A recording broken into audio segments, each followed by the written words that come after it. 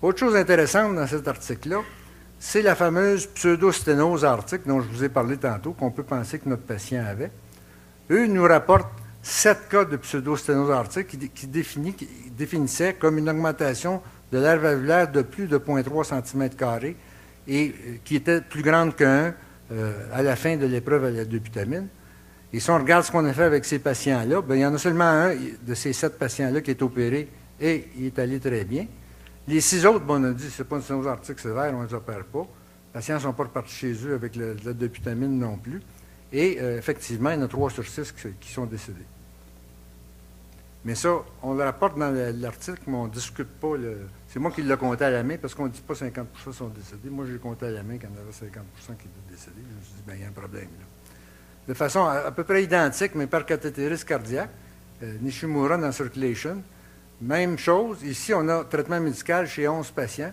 Bien, c'est des patients qui sont considérés comme ayant une pseudo-sténose aortique. On ne discute pas rien dans l'article en nous disant simplement on les a écartés. Puis quand on gratte un peu plus loin, on s'aperçoit qu'il y a 7 de ces 11 patients-là qui sont décédés sous traitement médical. Donc, je ne pense pas qu'on ait adopté nécessairement la meilleure conduite chez ces patients-là. Et de fait, un peu plus tard, pour en avoir discuté avec lui, Javier Bermejo, dans Heart en 2007, a regardé, entre autres, les 2 études dont je viens de mentionner, d'autres études, pour démontrer que chez les patients avec soi-disant pseudo-sténose aortique, lorsque traités médicalement, le taux de mortalité était très élevé. Pour ce qui est de la réserve contractile, le groupe de Monin s'est peu à peu amendé. Il y a plusieurs publications, celle de 2003 dont je vous ai présenté et celle-ci, mais ils disent finalement que ce n'est pas parce qu'on n'a pas de réserve contractile, ils disent de façon claire pour la première fois, que ce n'est pas parce qu'on n'a pas de réserve contractile qu'on ne devrait pas être opéré, parce qu'effectivement, si on est opéré, même quand on n'a pas de réserve contractile, on a un meilleur pronostic, malgré qu'on a une mortalité opératoire élevée, que si on n'est pas opéré. On pouvait le voir sur le premier tableau, mais ici, ils le disent, ils l'ont analysé de façon plus directe. Donc, la question de la réserve contractile comme contre-indication à une intervention, dans mon livre à moi, ça ne tient plus. Alors, si on fait juste une dobutamine pour voir si c'est de la réserve contractile, bien, on peut bien le faire dans un but de recherche, mais... Ici, j'ai mis ça c'est pour vous illustrer un peu le concept de la sténose aortique de nos jours, puisqu'à mon avis, il faut considérer dans la physiopathologie. Ce que vous avez ici, c'est une valve aortique qui a été explantée. C'est un résident qui est en chirurgie qui m'est arrivé une journée avec cette valve-là dans un linge vert, puis qui me dit, docteur Duménil, on vient d'opérer un de vos patients à la salle d'opération. Puis le chirurgien a pris une grosse bougie, je ne me rappelle plus quel numéro, puis il l'a passé dedans, dans la valve, puis il a dit, ça se peut pas, il y a pas de sténose, ils me font remplacer cette valve-là. Puis là, on s'est dit, le docteur Duménil, il doit connaître ça, c'est lui qui nous l'a envoyé, fait qu'on va l'opérer pareil, mais il dit, ça nous perturbe beaucoup.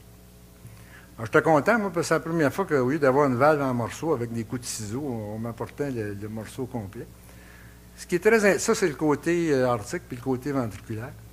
Ce qui est très impressionnant là-dessus, vous voyez l'épaississement des feuillets, mais contrairement à ce qu'on observait chez les sténoses aortiques rhumatismales, c'est qu'il n'y a pas de fusion commissurale. Hein, les feuillets, on peut imaginer que si je passe quelque chose là-dedans avec assez de force, je vais les ouvrir. Puis ça, c'est toujours le cas, si vous observez comme il faut la morphologie à l'écho, c'est toujours le cas dans les sténoses aortiques dégénératives, qui sont 90% des sténoses aortiques qu'on voit de nos jours. Donc, épaississement et rigidité des feuillets, résistance à l'ouverture, mais sans fusion. Alors, si on n'a pas une force suffisante, bien, on va pouvoir les ouvrir. Évidemment, quand il m'a présenté ça, à part de dire, bien, il faut aller vite chez le photographe médical pour la photographier, j'ai dit, bien, je vais aller voir ce qu'on avait à l'écho, puis j'espère qu'il y a un cathétérisme, parce que des fois, les chirurgiens ne croient pas toujours les échos. Puis, effectivement, je suis allé voir l'écho. Puis là, c'est ce que j'ai trouvé à l'écho. Alors, sténose aortique très sévère, sans équivoque, gradient maximal au-dessus de 90, moyen au-dessus de 50, aire valvulaire en bas de 0,6. Déjà, ça me confortait, mais j'ai dit, j'espère qu'un cathétérisme. Dieu merci, il y avait un cathétérisme, puis on avait franchi la valve, ce dont je ne suis pas nécessairement partisan, mais en tout cas, on l'avait fait dans ce cas-ci, puis j'étais bien content. Puis on avait un gradient pic à pic de 50 mm de mercure. Donc, sans équivoque, c'était un patient qui avait une sténose aortique sévère. Ce patient-là avait une fraction d'éjection normale, aussi une fonction normale. Ce que ça veut dire dans ce cas-ci, c'est que le bras du chirurgien était plus fort que le ventricule gauche. Lui, il était capable d'ouvrir la valve. puis le ventricule gauche n'était pas capable. Si on se reporte à notre cas clinique, ça veut dire que sous de butamine, notre ventricule est capable d'ouvrir la valve, mais au repos, il n'est pas capable d'ouvrir la valve. Si on porte ça un peu plus loin, à ce moment-là, le concept que je veux vous transmettre, c'est que ce qui est une sténose aortique modérée pour un ventricule à fonction normale peut devenir une sténose aortique sévère pour un ventricule à fonction diminuée. Il faut regarder l'équilibre entre les deux, parce que le patient, lui, c'est ça son problème. Le patient que j'avais tantôt à 20 de fraction d'éjection, au repos sans de butamine, c'était ça son problème. L'analogie qu'on peut retrouver, d'ailleurs, c'est cette série-là, quand on a regardé le mismatch, qui est en fait une sténose résiduelle post-remplacement valvulaire. On voit que lorsqu'on a un mismatch sévère qui correspond à une sténose aortique sévère, on a un haut taux de mortalité, même chez les patients qui ont une fraction d'éjection au-dessus de 40, mais qui est beaucoup plus élevé lorsqu'on a une fraction d'éjection en bas de 40. Mais lorsqu'on a un mismatch modéré, qui correspond à une sténose aortique modérée, bien, les patients qui ont un bon ventricule tolèrent bien ça pour une mortalité opératoire qui est tout à fait comparable aux patients qui n'ont pas de mismatch.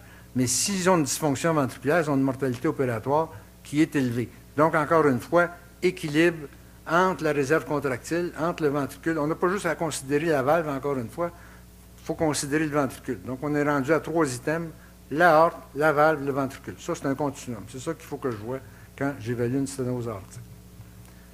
Pour perturber les choses encore plus, puis là, je vais être vraiment intéressé à avoir vos avis là-dessus, il y a ce travail-là qu'on a fait dans l'étude multicentrique TOPAZ, qui est une étude pilotée par Philippe Pibarou chez nous, puis qui est avec les universités d'Ottawa et de Vienne, puis où on a mesuré les BNP. Ce sont des patients à bas débit avec fraction d'éjection diminuée.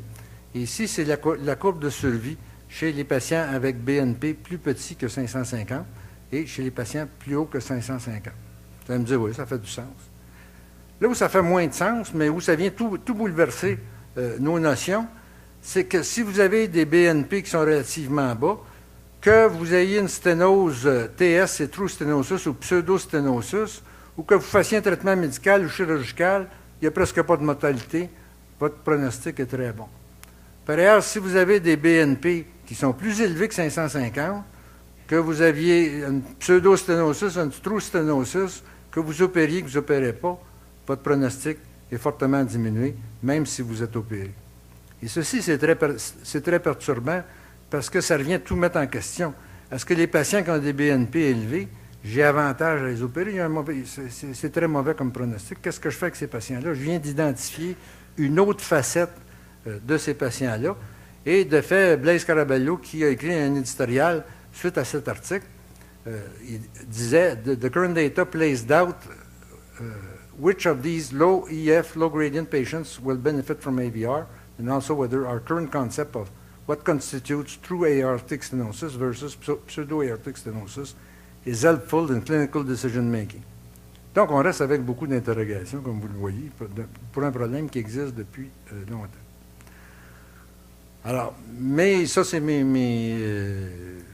impressions personnelles, en tout cas mes conclusions personnelles à ce stade-ci de la partie. C'est que je pense qu'il y a des paradigmes qu'il faut nettement invalider, des paradigmes qui étaient là auparavant. Un des paradigmes, comme je vous ai dit, qui était plus ou moins là de façon subconsciente, mais qui était là quand même, c'est que les patients sans réserve contractile ne devraient pas être opérés à cause d'un risque prohibitif. Il faut invalider ça.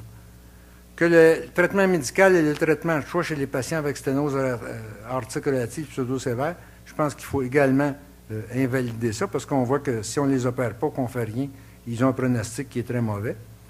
Et troisièmement, que le remplacement valvulaire aortique et le traitement de choix chez tous les patients avec sténose aortique sévère et FA diminuée, vous allez me dire, oui, mais c'est contradictoire avec ça.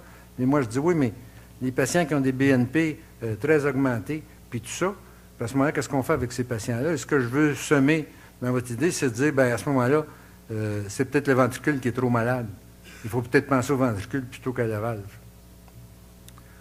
Alors, les nouvelles perspectives, compte tenu de ces constatations, c'est qu'à mon avis, la sévérité de la sténose aortique devrait être vue en termes relatifs, c'est-à-dire en termes de la charge hémodynamique VS, la réserve contractile, c'est le bras du chirurgien par rapport à la valve.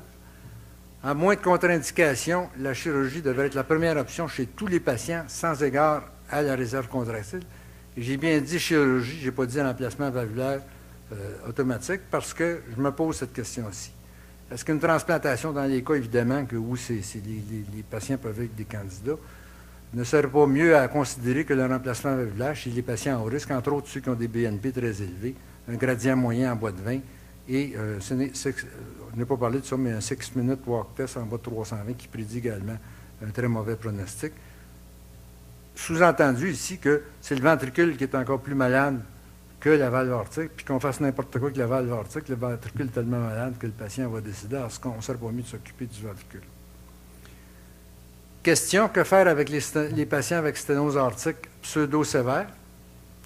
Est-ce qu'il y a une place pour le traitement médical? Bien ici, je dis vraisemblablement y aller au cas par cas. Convaincu qu'il y a beaucoup de ces patients-là qui devraient être opérés, qui ne sont pas opérés. J'ai vu quelques patients avec des valeurs limites s'améliorer lorsqu'ils avaient un traitement optimal d'insuffisance cardiaque avec des ACE et puis toute votre panoplie de cocktails que vous pouvez donner à ces gens-là, qui pouvait augmenter, en fait, qui revenait à un état, c'est comme si notre patient que je vous ai présenté serait revenu sous de butamine avec une médication, serait revenu avec ces données-là. Bien, à ce moment-là, je pense qu'on peut peut-être continuer à les suivre, mais ça reste à voir. On n'a aucune donnée longitudinale ou pronostique chez ces patients-là. Mais en l'absence de traitement médical, personnellement, je demeure convaincu que ces patients-là devraient être opérés. Puis le terme pseudo-sévère ou relative, j'aime pas ça, parce qu'encore une fois, ça vient un peu à l'encontre de ce que je vous parlais de l'équilibre entre la réserve contractile et la sévérité de la sténose. Ce qui est pseudo-sévère pour un ventricule normal ou modéré pour un ventricule normal peut être vraiment sévère pour un ventricule anormal. Puis évidemment, évitez à tout prix un mismatch lors du remplacement valvulaire aortique.